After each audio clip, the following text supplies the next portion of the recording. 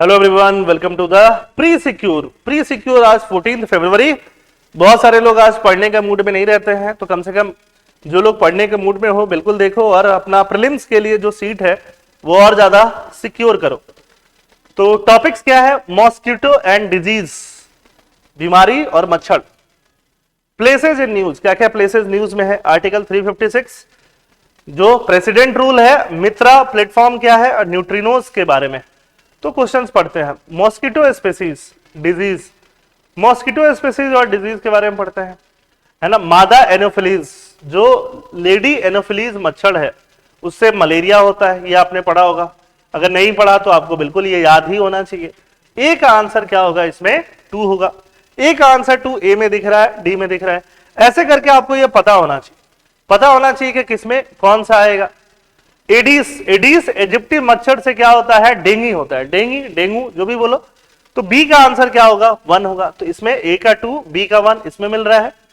Culex से क्या होता है? Japanese encephalitis. और मैंसोनिया किससे होता है? लिम्फेटिक फाइलेरिसिस होता है इससे। तो ये चारों जो है स्पेसीज है मॉस्किटोज के या फ्लाइज के स्पेसीज है। और यहाँ पे क्या है? डिजीज है। और इनका करेक्ट मैच जो है वो ए में है। ये एकदम पता होना चाहिए प्रीलिम्स के लिए, है ना। जब वो जनरल साइंस, बेसिक साइंस पूछते हैं तो ये एकदम परफेक्टली आपको पता होना चाहिए, एकदम 100% आपको पता होना चाहिए, ठीक है। Understanding the challenges of malaria vaccination as elimination becomes achievable. तो ये न्यूज में है। आगे चलते हैं। Consider the following statement regarding the Democratic Republic of Congo. ये एक कंट्री है, कहां पे? अफ्रीकन कॉन्टिनेंट में, अफ्रीका के अंदर ये कंट्री है। ये न्यूज में क्यों है? It is the second largest country in the African continent. क्या इतना बड़ा है? अफ्रीका में सेकंड लार्जेस्ट है ये। DRC has a maritime boundary along the Indian ocean. क्या इंडियन ओशन के पास इसका मैरीटाइम बाउंड्री है? इंडियन ओशन को फेस करता है ये। The country is rich in mineral resource including cobalt, gold and lithium. Third वाला तो मैं मान लेता हूं कि होगा, मिनरल होगा ही, है ना। सेकंड वाला आपको पता है तो आप आंसर कर सकते हो। सेकंड वाला इंडियन ओशन में का इसका मैरीटाइम बाउंड्री नहीं है, तो सेकंड जो है ये क्या हो जाता है? गलत। तो इसका आंसर क्या आएगा? 1 और 3, ठीक है। 1 और 3। The Democratic Republic of the Congo is the second largest country in Africa after Algeria. Algeria के बाद ये सेकंड लार्जेस्ट है। इसका कोई कोस्ट इंडियन ओशन में नहीं पड़ता है। The DRC has a maritime boundary along the Atlantic, not the Indian Ocean. Its coast line is short but provide access to the Atlantic Ocean में जरूर ये कोस्ट लाइन प्रोवाइड करता है। तो स्टेटमेंट 3 जो है वो करेक्ट है। अब ये न्यूज में किस लिए है? देखो यहां पे जाके ये अटलांटिक में प्रोवाइड कर रहा है। तो क्या ये एक लैंडलॉक्ड कंट्री है? लैंडलॉक्ड कंट्री में नहीं है, ये ध्यान रखना। इसका एक सिटी है गोमा, ये न्यूज में है ना। Why did the M23 militia capture the city of Goma which lies in the east of democratic Republic of Congo? Does Rwanda have any stake in the rebel group action in the DRC? ये सब जो हो रहा है ना, इसके अंदर का पॉलिटिक्स, ये इससे हमें कुछ खास लेना देना नहीं है। बट गोमा सिटी आपको पता होना चाहिए और इसके अंदर का पूरा आपको ज्योग्राफी पता होना चाहिए, ठीक है। This is democratic Republic Congo और यहां ये किससे मिलता है? अटलांटिक ओशन से मिलता है, ठीक है। नेक्स्ट चलते हैं। Consider the following statement regarding imposition of president rule.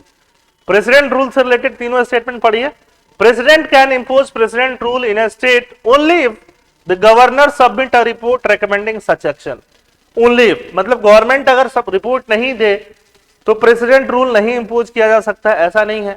Government के रिपोर्ट देने पे भी सबमिट किया जा सकता है।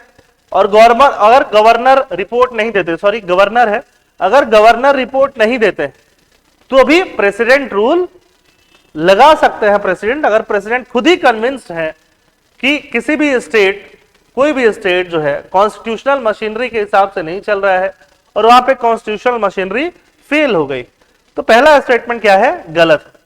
Proclamation of the president rule must be approved by both house of parliament, है ना। अगर मणिपुर में प्रेसिडेंट रूल लगा है तो लोकसभा और राज्यसभा दोनों हाउसेज से अप्रूव होना चाहिए विद इन 2 मंथ्स, ये सही है।